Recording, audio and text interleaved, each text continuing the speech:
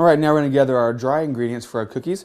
We're going to start off by needing 5 cups all-purpose flour. So right now we've got a half a cup. So it's 3, 4, 5,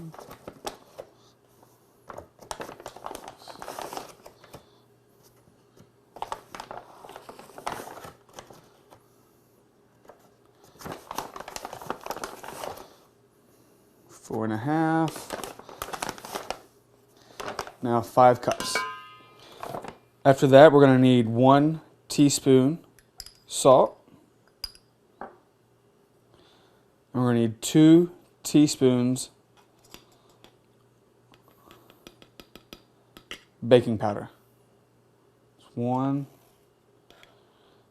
and 2. And there you go.